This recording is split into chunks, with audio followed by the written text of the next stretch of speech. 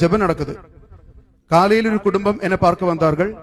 வந்துட்டு சொன்னாங்க, ஃபாதர், எங்களுடைய அண்ணி பிளட் கேன்சர்னால ரொம்ப பரிதாபகரமான நிலையில் இருக்கிறாங்க. டாக்டர்ஸ் கைவிட்டாங்க ஃபாதர், ரொம்ப சீரியஸ் கண்டிஷன். இன்னைக்கு பெங்களூர் சென்ட் ஜான்ஸ் ஆஸ்பத்திரியில ஃபைனல் செக்அப் நடக்குது. கொஞ்சம் எங்க அன்னைக்காக ஜெபிங்கன்னு சொன்னாங்க. நான் சொன்னேன், இன்னும் கொஞ்சம் நேரத்தில் இங்க திருப்பலி ஆரம்பமாகும்.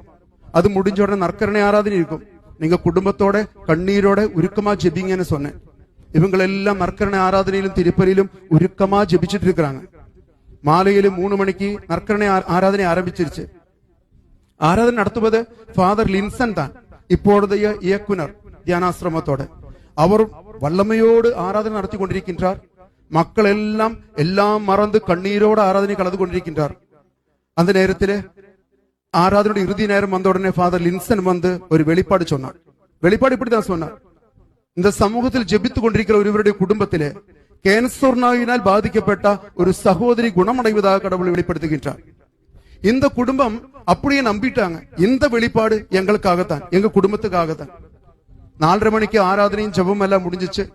ஒவ்வொருத்தரும் தனிப்பட்ட முறையில பிளஸிங் வாங்குறது 5 மணிக்கு முடிஞ்சிச்சு. இவர்கள் 5 மணிக்கு தியான ஹாலை விட்டு வெளியே போன உடனே அண்ணனுக்கு போன் பண்ணாங்க.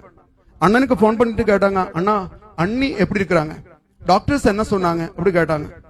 அண்ணன் சொன்னாரு, 4:30 மணிக்கு தான் ஃபைனல் ரிப்போர்ட் வந்துச்சு. டாக்டர் பழைய ரிப்போர்ட்டும் புதிய ரிப்போர்ட் ஒப்பிட்டு பார்த்துட்டு அவர் ஆச்சரியப்பட்டு கேட்கிறாங்க, உங்க மனைவி உடம்பிலே கேன்சருடையதான எந்த அறிகுறிகளும் இல்ல, முற்றிலும் சௌக்கியமாயிருச்சுன்னு சொன்னாங்க. ஹல்லேலூயா, ஹல்லேலூயா, இயேசுவுக்கே நன்றி.